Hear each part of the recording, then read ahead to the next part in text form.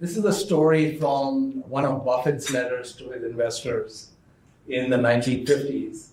In 1626, the original Dutch settlers in the New York area, what is now New York, they wanted to buy the island of Manhattan from the Native American Indians. So they nominated this guy, Peter Minuit, and they told Peter to negotiate with the American Indians to buy the island of Manhattan, which was great, had a great harbor and so on. So the deal was done for about 60 guilders, which is about $24, and the ownership of the island of Manhattan passed to the Dutch. And when most people hear the story, they think, oh, the Indians got taken, the whole island of Manhattan for $24. But let's say the Indians had a chief investment officer, and they gave the $24 to the investment officer and said, please invest it for the benefit of the tribe. And let's say this investment officer was not too bright, but he could crank out about 7% a year. So if you get a 7% return, there is something known as the rule of 72. Some of you might be familiar with the rule of 72.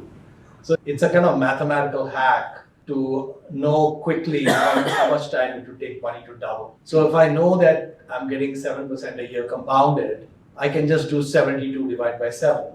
It's approximately 10. So at 7% compounded, it'll take 10 years to double. So the $24 will become $48 in 1636 and $96 in 1646. And if you take 10-year periods, that's 10 doubles, right? So that's 2 to the power of 10. And 2 to the power of 10 is 1024. And we can throw away the 24 to keep the math easy. So it's 1,000.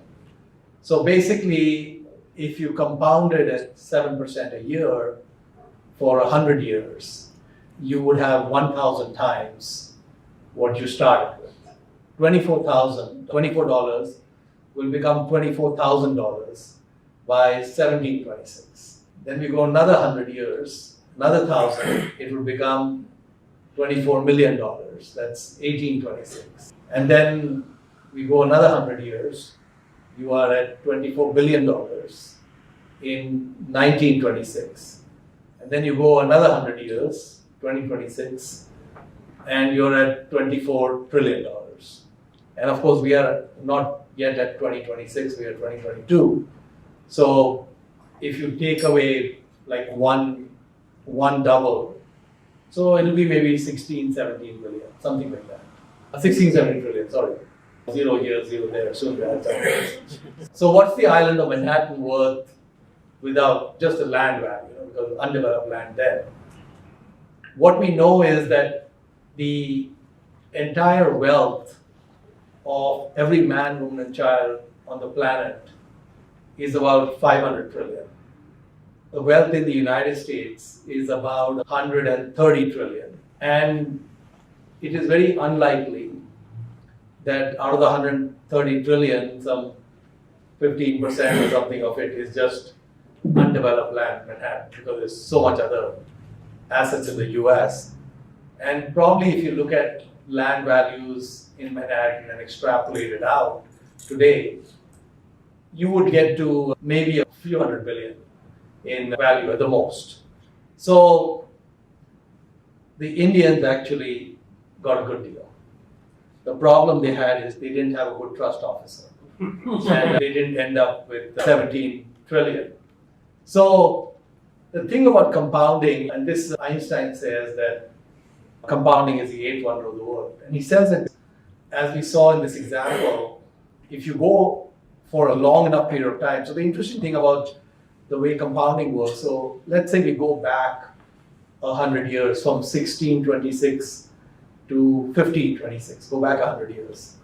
And we had 2,400 cents in 1626, and you would have 2.4 cents in 1526. And in 1516, you would be at 1.2 cents. And so 1 cent basically grows to the 16, 17 trillion. So there are 3 variables which are interplaying with each other. There is the rate of compounding, there is the length of the runway, and there is the starting amount, the amount to start with.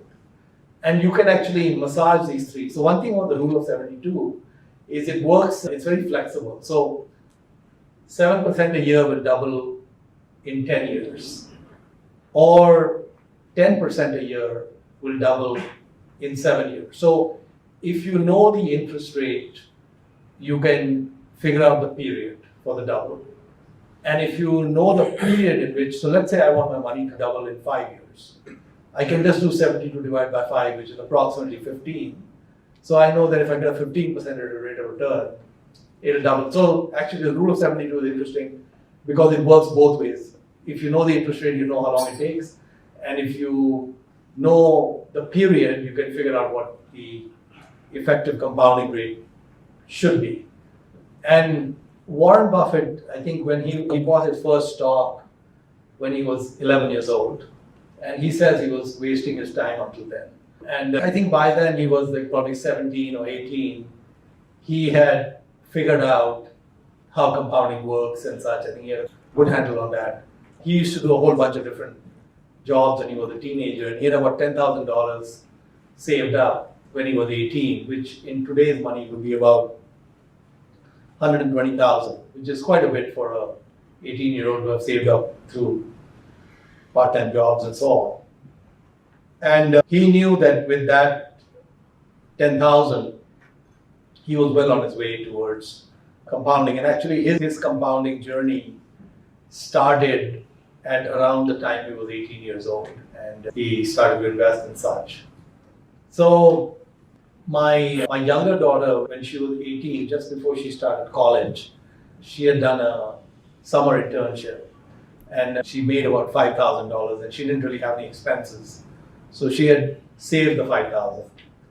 And so I told her, look, you can put this money in an IRA, which is a retirement account in the US. And so the growth of that money gets tax deferred until you pull it out, which might be when you're 65 or 70 or something.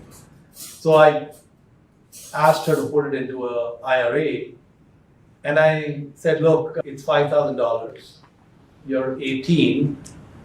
If you are able to compound it at 15% a year, rule of 72 will be doubling every 5 years.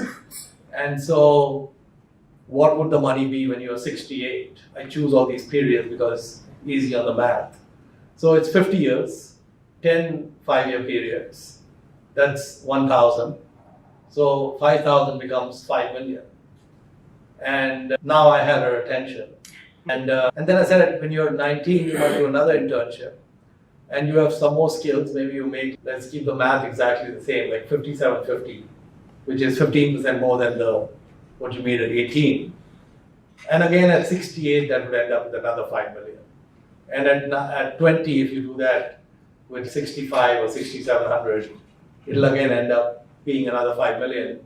And the 5 million keeps coming. And at some point, I told her you'll graduate, and you might be able to save more than that. Someone might pay you a good amount. And so I think the important thing with compounding is that if the length of the runway is really long, then you don't need a high rate of compounding, and you don't also need a high amount of starting amount of capital.